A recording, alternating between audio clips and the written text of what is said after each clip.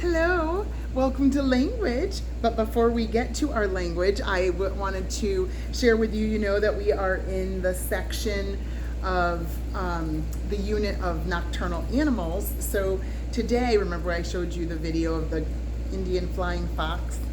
Yeah, very cute. But today we're going to talk about the gray fox. So just some interesting things. They can be between 3.5 to 5.5 feet long. They can weigh approximately 80 pounds. And then their fur, even though they're called a gray fox, can be from pure white to black. The most common shade is like a brownish color, even though they're called the gray fox. There's a few other little interesting tidbits, but the cool thing that I wanted you to hear and maybe see if I can pull that up big enough for you to see is to hear them do their little howling. I just found this video so interesting. So those are gray wolves. Can you hear them?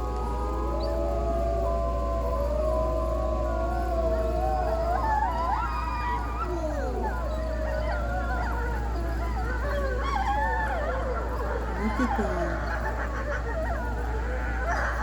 Isn't that crazy?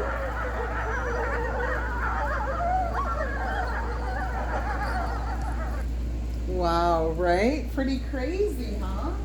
So that is the great wolf, and you can just hear them howling away. Pretty interesting. Then I also just wanted to show you some pictures. I mean, really, I don't need to, but you can just get an idea of what those gray wolves look like. So like we said, they can be very light, they can be darker colored, like there's even that brown like in the middle right there, that's kind of their most common color. So just some things about the gray wolf. All right, so now we can get to our normal, regular stuff. I've got some sentences on the board. Now, before we even look at these sentences totally, I want you to get a piece of paper. It could be mom's grocery receipt if she says it's okay. It could be any scrap piece of paper that you find anywhere. And I just want you to get 3 scraps or tear your paper into 3 pieces. I want you to put a period on one, a question mark on the other one, and a exclamation point on the third one. Okay, so 3 pieces of paper with a period, a question mark, and an exclamation point.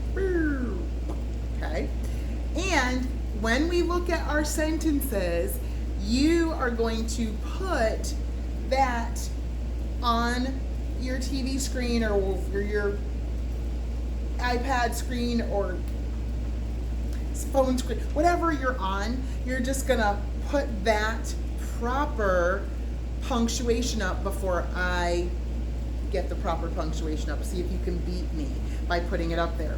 Now you have to give me a second because I also have to put the proofreaders marks for the beginning of the sentences, because we know a sentence is a no. Just because you're home does not mean you don't answer. I need to hear you. A sentence is you. Yeah, see, you thought I wasn't going to call you out because you thought I couldn't hear that you're not saying it. I can hear that you're not saying it. Say it, please. Thank you. A sentence is a group of words that expresses a complete thought. Very good. And then we talked about our kinds of sentences. A declarative sentence makes a statement. Do the hand motions. Makes a statement. An interrogative sentence asks a question. And an exclamatory sentence shows sudden or strong feeling, right? Let's try that one again because that one's our newest one. An exclamatory sentence shows sudden or strong feeling. That's what exclamatory sentence is. So when I read these sentences to you, I'm going to fix the beginning because every sentence begins with a capital letter and then ends with some punctuation that we need to figure out. Okay, so let's check and see where we are. So sentence number 1 says, I have a brand new baby sister. Well, obviously, what do I need? 3 lines under my I because I should be capitalized because it's the beginning of our sentence. And then what goes at the end before I do it? So now, I don't know if you could even see it, I put a period, okay? So I put a period with my caret. You could though, if you did this, I will accept that as well. Exclamation point or a period. Could be declarative or exclamatory because you could be saying, I have a brand new baby sister. Or you could just be saying, I have a brand new baby sister. My mom had a baby. You know, and so it could be either way. So I would accept either one. So hopefully you got that right. No question marks, but periods and exclamation points I will accept. All right, let's look at our second sentence. Noah plays basketball. Bessie, Isabella. We have to put 3 lines under N in Noah because it needs to be capitalized. Then what? At the end. Did you beat me? Period. Because what is it doing? It's this guy. He's saying, hi. Noah plays basketball. Noah is Isabella's brother. Noah goes to our school. He is in 4th grade. I don't know if I'm right about him playing basketball, but I think I am. Bye. He's just telling us something, okay? So he is making a statement, and we end with a period. Look at our next sentence. Did you have a good summer? 3 lines under the capital. Don't cheat. Wait. 3 lines under the D to make it capital. And then, did you beat me? Question mark, because it's asking a question. It's not saying you did have a good summer. I'm going to make it neater. It's asking, did you have a good summer? So this guy's going, did you have a good summer? Was everything okay? Are you happy to be here? Or are you sad to be here? Was your summer okay? Was it bad? Was it good? Did you enjoy it? What did you do? Where did you go? Did you go anywhere? Did you do anything? Did you have fun? Did you like it? Did you like it? Did you really? Okay, he's asking you a bunch of questions, Mr. Interrogative. All right, next one. Our family camping trip was so exciting. Obviously, we've got to put 3 lines for proofreaders marks for our beginning of our sentence, but what about the end of the sentence? Ready, go. I know you beat me on that one because I took a while drawing it. You have to do your caret. Don't forget, at the end of your sentences, you must put the caret, okay? If I don't see the caret, I'm going to have to take off points for not having that caret there because it says in the directions for most of your language, use proofreaders marks, and that caret is the proofreader mark, so I need to see that. So your hint is right here. Our family camping trip was so exciting, just like exclamatory, exciting, okay? So you're going to use an exclamation point. See how it all kind of works together? Exclamation point, exclamatory, exciting. It doesn't have to have the word exciting in the sentence to be exclamatory, but that is a huge hint that will help you. All right, look at our next one. Why isn't Kayla in our class? Why isn't Kayla in our class? So 3 lines under our W because it should be capitalized. And then at the end, did you put a question mark up there? Good job if you did. So the next one, oh, you can't see it. Oh, well, I guess I get an advantage on this one. You have an advantage for all these. I can have one advantage. I'll read it to you. I'll move it down when I'm done reading it and putting my, I'm going to already put my capital because I know that there's supposed to be a capital letter for the beginning. So the sentence says, her family moved to Indiana. Go.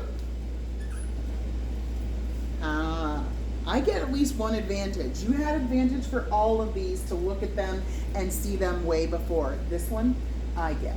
So you probably still beat me, but her family moved to Indiana and there was a period at the end that we should have had. So I hope that you were able to think those through carefully.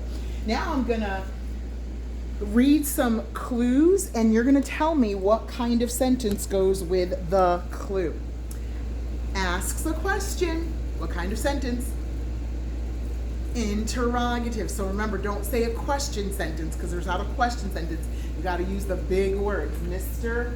Interrogative asks questions. So say interrogative. Ends with a period. Good. Declarative. Ends with a period. Shows strong feeling or sudden emotion. Exclamatory, very good. Ends with an exclamation point. Exclamatory again. Makes a statement. Good. Oh my goodness, you were so fast. Declarative. Ends with a question mark. Interrogative. High five, guys. Good job. Proud of you. All right, now I'm going to read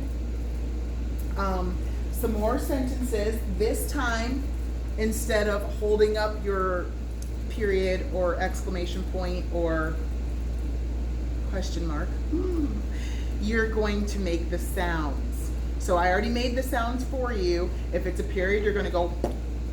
If it's a question mark, you're going to go.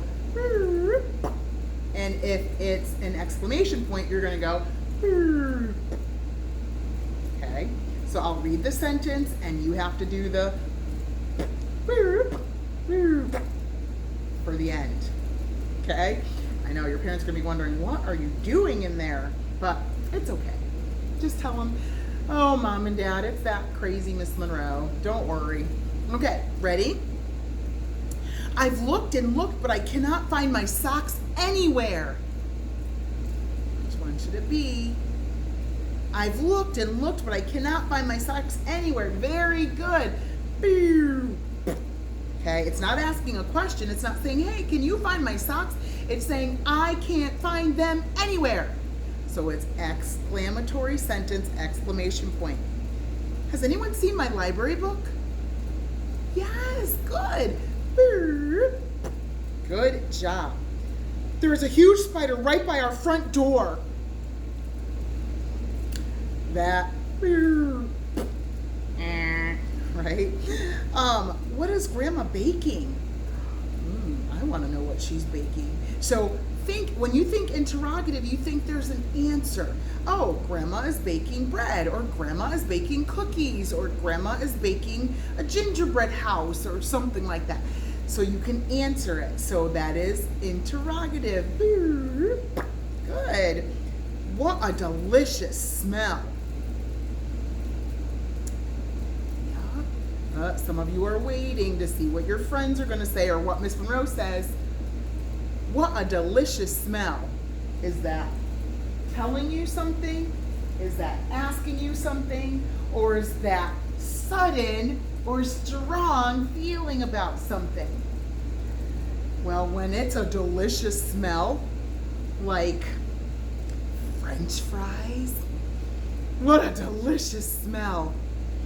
Pizza, when it's hot out of the oven, what a delicious smell. Chocolate cake, oh, what a delicious smell. Chocolate chip cookies, what a delicious smell. Now tell me, what is it? It's exclamatory. Yes, it is exclamatory. Remember, if it's what, but it's not asking a question, it's usually going to be exclamatory. We have an apple tree in our yard. Good. It's just telling you something. We have an apple tree in our yard. You know, that's Mr. Declarative. I have an apple tree in my yard. Just wanted to let you know. Okay, bye. Okay, that's it. That's what it is. Dad and I picked apples. Good. Again, just declarative, period. Mom will make applesauce and apple pie. Now, some of you would be like, well, that's exclamatory because I'm excited. But what is really happening? It's just telling you something. She's going to make applesauce and make apple pie. Otherwise, it would say, I'm so excited, Mom's going to make applesauce and apple pie. Okay? But for this, it's just telling you. So it's just declarative. Very good job, guys. So I hope that you were able to get all of those and get those all correct, because it's important to know your sentences and how to use them correctly. So, Paige, sorry that I'm away from you for a second. I just need to get the book just to talk with you through the page. So you're going to be on page 6. And when you look at page 6, remember A, you're identifying each sentence and you're writing just like it is there. Capital D-E-C, period, okay, because it's abbreviated. So whenever we do abbreviations, start learning now, always put periods after abbreviations. Capital D-E-C, period. Or capital I-N-T, period, for interrogative. Or capital E-X-C, period, for exclamatory. So you're going to write that in the blank next to number 1. You're going to put number 1 is exclamatory, EXC, period. 2 is exclamatory again, EXC, period. 3 is interrogative, you know, whatever you think it is. I'm not telling you any of the answers, I'm just giving you examples. But next to 1, 2, and 3, that's where you're going to put DEC for declarative, INT for interrogative, EXC for exclamatory. Then, don't forget number 2. The second thing that you have to do for each sentence is use Proofreaders Marks to mark which letters should be capital letters and to add punctuation to the end. So capitalize and insert marks for your Proofreaders Marks. Then, write B. Choose the correct group of words to complete each sentence. Remember, capital letters and punctuation. So you're either going to put in packs or hunt at night or it will howl, gray wolves, bark, whine, and whimper. Put them where they belong in the proper sentences. So read those sentences carefully and fill in those blanks. And then you're done with language. Pretty easy, pretty simple, pretty easy, right? All right, so get that done and then I'll see you in the next video. All right, have a wonderful rest of your time. Well, until the next video. Bye, guys.